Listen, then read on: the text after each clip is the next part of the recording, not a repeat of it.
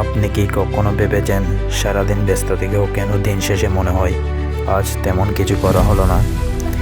এর কারণ অলসতা নয়, সমস্যাটি হলো একসাথে অনেক কাজ করার চেষ্টা। কিন্তু বিশ্বের অনেক সফল মানুষ একটি ভিন্ন পদ্ধতি ব্যবহার করেন, যাকে বলা হয় সিঙ্গেল টাস্কিং। আজ জানবেন সিঙ্গেল টাস্কিং কি, এটি কিভাবে কাজ করে, আর কেন এটি আপনার উৎপাদনশীলতা কয়েক গুণ বাড়িয়ে দিতে পারে। সিঙ্গেল টাস্কিং মানে হলো এক সময়ে শুধুমাত্র একটি কাজের উপর সম্পূর্ণ মনোযোগ দেওয়া।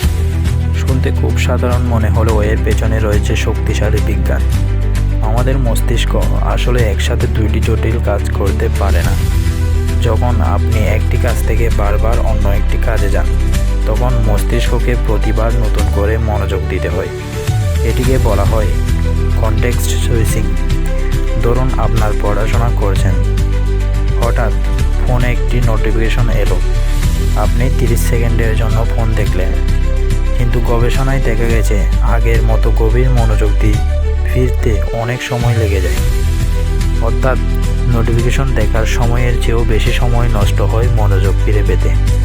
এটাই সিঙ্গেল টাস্কিংয়ের প্রথম শক্তি। দ্বিতীয় শক্তি হলো ডিপ ফোকাস।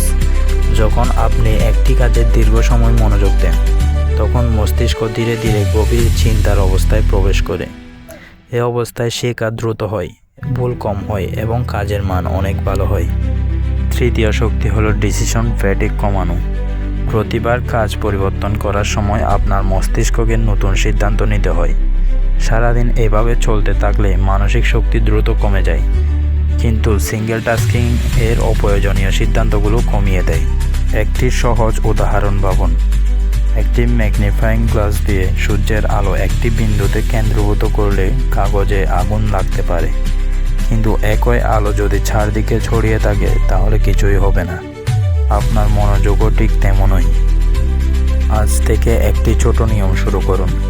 মাত্র 45 মিনিট একটি কাজ করুন।